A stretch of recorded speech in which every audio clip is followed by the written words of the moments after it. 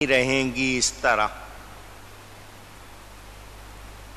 وہ آپ کے جو رشتے ہیں وہ ہوں گے مگر یہ اس طرح نہیں رہیں گی. ایک دوسرے کے تعلقات نہیں پوچھیں گے, وہاں تو نفسی نفسی. مثلا کسی سے یہ نہیں پوچھا جائے گا کہ تو کون ہے, تیرا قبیلہ کیا ہے, کس خاندان سے, ملک ہے, چودھری ہے, شیخ ہے, اور جتنے آپ کے اس طرح نام ہیں. ایک ہال عجیب نفسی نفسی کا عالم ہوگا کہ ایک دوسرے کو پہچانیں گے بھی نہیں. ماں اور بیٹے سے زیادہ قریبی رشتہ ہے کوئی؟ بھاگیں گے ایک دوسرے سے. تو جب بھاگیں گے تو ایک دوسرے کا حال کہاں پوچھیں گے, ایک دوسرے کی طرف دھیان کہاں دیں گے؟ آپ کو جب درد بڑھ جائے, کہتے ہیں نا دنیا میں جب دکھ درد بڑھ جاتا ہے تو پھر جو آپ کے اوپر بیتتی ہے اس وقت آپ کو پتا چل جاتا ہے اپنے کون ہیں اور کون نہیں ہیں.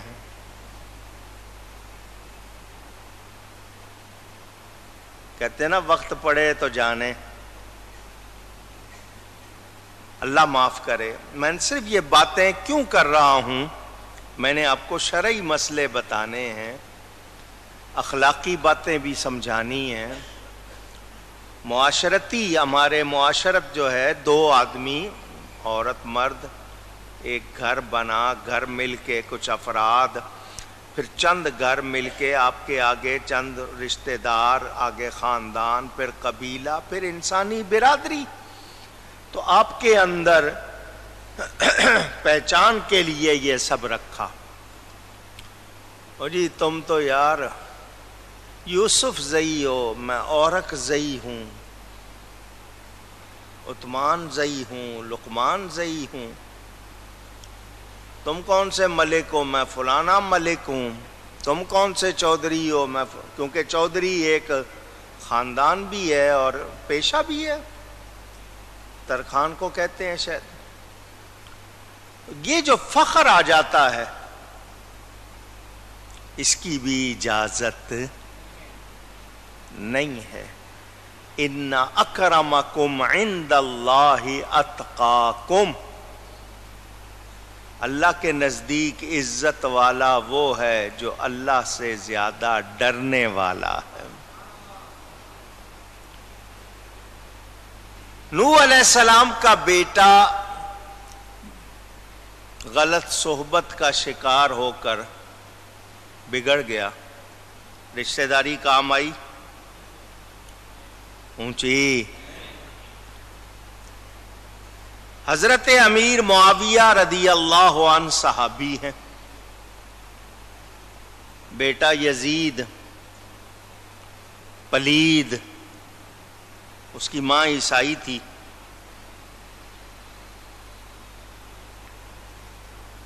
اس نے جو کردار پیش کیا, کیا اس کو رشتہ داری کام آئی؟ پوچھ رہا ہوں. نہیں. حضرت سعد ابن ابی وقاص رضی اللہ تعالی عنہ صحابی ہیں, عشرہ مبشرہ میں سے. وہ 10 صحابہ جن کو جنت کی خوشخبری ملی, ان میں ان کا بیٹا عمر بن سعد کربلا میں امام کے مقابلے پر آ گیا. رشتہ داری کام آئی؟ پوچھ رہا ہوں. رویا بھی بعد میں, مگر جو جرم ہو گیا وہ کوئی معمولی جرم نہیں. وہ اولاد جو ماں باپ کے صحیح عقیدوں پر پکی رہے, اور ان کی نیکیاں جاری رکھے، وہ اولاد ماں باپ سے ملا دی جائے گی۔ قرآن میں ہے، وہ ماں باپ سے ملا دی جائے گی۔ جو بگڑ گئے پھر ان کے لیے اللہ نے خود فرما دیا انہو لیس من اہل انہو عمل غیر صالح، وہ تمہارے اہل میں سے نہیں کیونکہ اس کے عمل اچھے نہیں ہیں۔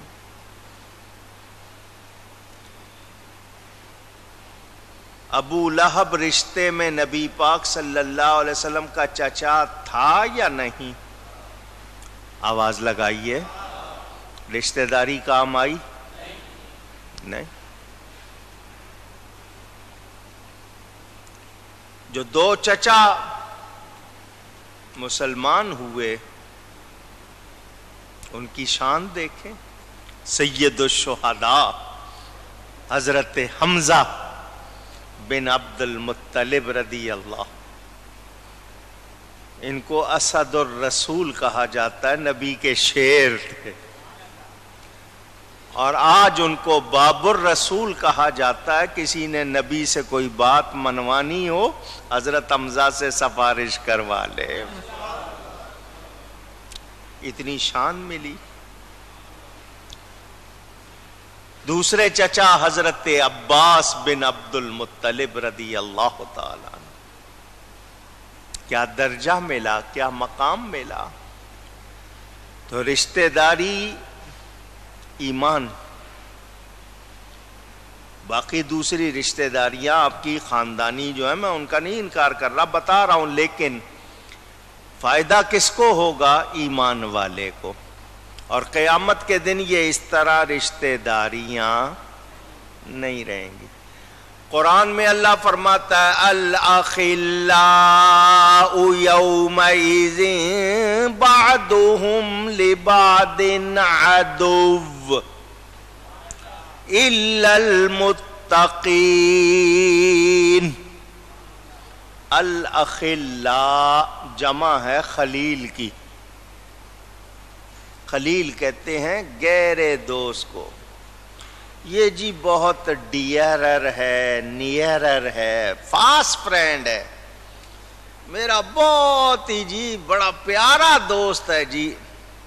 اللہ فرماتا ہے یہ بڑی گہری گہری دوستیاں قیامت کے دن ایک دوسرے کے دشمن ہو جائیں گے۔ اور جی یہ خان صاحب ہیں، یہ چودھری صاحب ہیں، یہ شیخ صاحب ہیں، ملک صاحب ہیں، یہ جی فلاں صاحب ہیں، یہ فلاں صاحب ہیں۔ اللہ فرماتا ہے ایک دوسرے کے دشمن ہو جائیں گے۔ الا المتقین، سوائے متقیوں کے ان کی دوستی وہاں بھی کام آئے گی۔ اور تعلق جوڑنا ہے تو کسی اللہ والے سے جوڑو جو وہاں بھی کام۔ چشتیاں شریف پاکستان میں، پنجاب میں ایک چھوٹا سا شہر ہے، شوگر مل بن گئی وہاں پر تو اس علاقے کی شہرت اور زیادہ ہو گئی۔ چھوٹا سا قصبہ تھا پھر شہر بن گیا۔ سلسلہ عالیہ چشتیہ، دو بڑے مزار ہیں وہاں پر،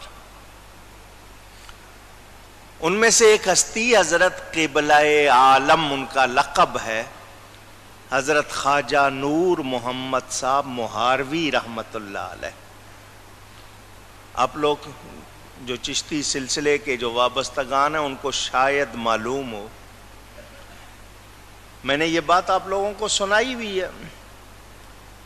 حضرت بابا فرید گنج شکر کے خلیفہ تھے حضرت نظام الدین اولیاء، وہ یہاں پاک پتن سے سلسلہ لے گئے دہلی، پھر آگے وہیں پر اورنگ آباد اور جہان آباد میں پھیلتا رہا، اس علاقے میں ہی پھیلتا رہا۔ یہ حضرت قبلہ عالم دوبارہ پنجاب میں لے کر آئے تھے، اس سلسلے کو دوبارہ پنجاب میں لائے۔ چشتی سلسلے کی بہت بڑی درگاہ، میں نے ان کی بڑی ایک کرامت آپ کو سنائی تھی، شاید وہ لوگ ہوں گے جنہوں نے سنی ہوگی، چلیں پھر سنا دیتا ہوں۔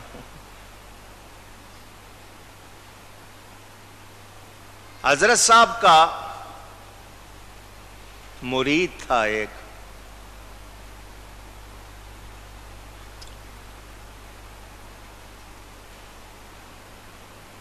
اس کا بیٹا اپنے رشتہ داروں میں مانگا ہوا تھا، جس کو منگنی کہتے ہیں آپ، انگیج ہوا تھا۔ لڑکی والوں کو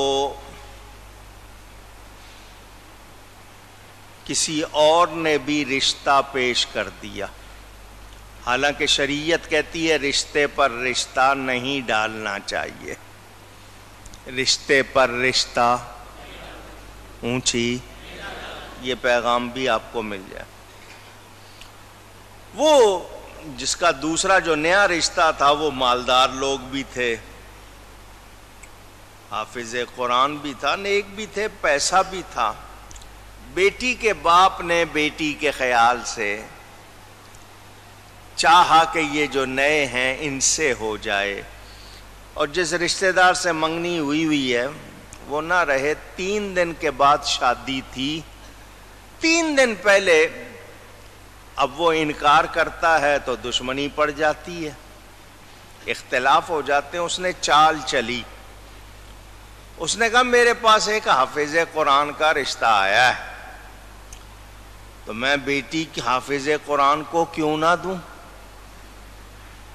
نیک ہے، قرآن اس نے یاد کیا ہوا ہے، تو حافظ نہیں ہے، تو تو نے اگر لڑکی لینی ہے تو حافظ قرآن بن جا 3 دن میں، ورنہ میں اس کو دے رہا ہوں۔ چال چلی۔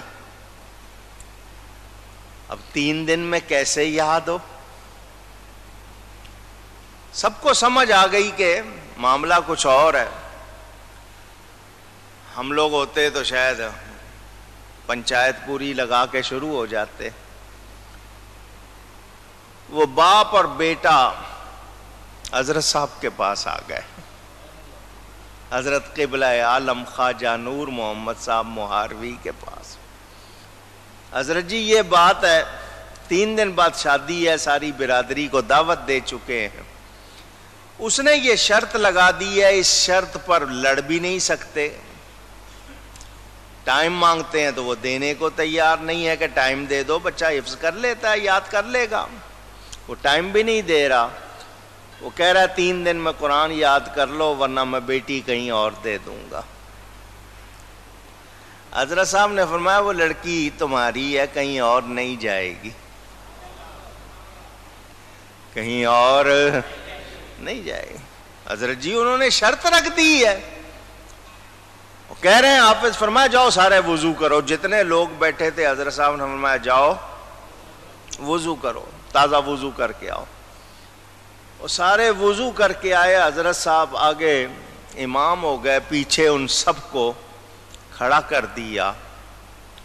2 رکعت حضرت نے نماز پڑھائی، نفل نماز تھی، 2 رکعت پڑھائی، پڑھا کے سیدھے ہاتھ پر جب سلام پھیرا تو اس طرف کے لوگ حافظ ہو گئے، بائیں طرف سلام پھیرا وہ سارے حافظ ہو گئے۔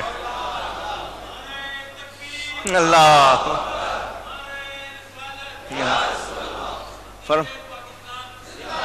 فرمایا جاؤ اسے کو 3 دن تو دور کی بات ہے، میں آج ہی سنا دیتا ہوں، جہاں سے چاہو سن لو۔ ایسے بھی ہوئے، یار ایک کے لیے معاملہ نہیں ہے، وہ خاص معاملہ تھا، ہو گیا۔ بات جو کرنی تھی وہ یہ، قیامت کے دن متقیوں کی دوستی کام آئے گی۔ ان کا عرس 3 ذی الحج کو ہوتا ہے، حج کے مہینے کی 3 تاریخ کو چشتیاں شریف میں ان کا عرس ہوتا ہے۔ میرا وہ ننیال ہے، وہ علاقہ، والدہ کے رشتہ دار سارے اس علاقے کے رہنے والے۔ ایک مرتبہ عرس کے موقع پر گئے ہوئے تھے میرے پیر و مرشد حضرت صاحب کرما والے رحمت اللہ علیہ۔ وہ مزار پہ آگے حضرت کے حجرے کے پاس، اور ہم لوگ ابھی باہر کے دروازے سے داخل ہوئے، رش بہت، دنیا آتی ہے، آگے کیسے جائیں گے، کیسے پہنچیں گے؟ تو حضرت صاحب نے وہیں سے آواز لگائی والد صاحب کو، آگے آ جاؤ۔ اس رش میں اس وقت والد صاحب نے جو جملہ کہا وہ میں نے آپ کو سنانا، یہ سارا واقعہ جو سنا ہے نا اس جملے کے لیے، تو والد صاحب نے کہا جو یہاں نہیں بھولے ہیں وہاں کیسے بھولیں گے؟ انہوں نے اس ہجوم میں ہمیں دیکھ لیا اور بلا لیا، تو جو یہاں نہیں بھولے ہیں وہاں بھی کیسے بھول جائیں گے؟ وہ متقیوں کی دوستی کام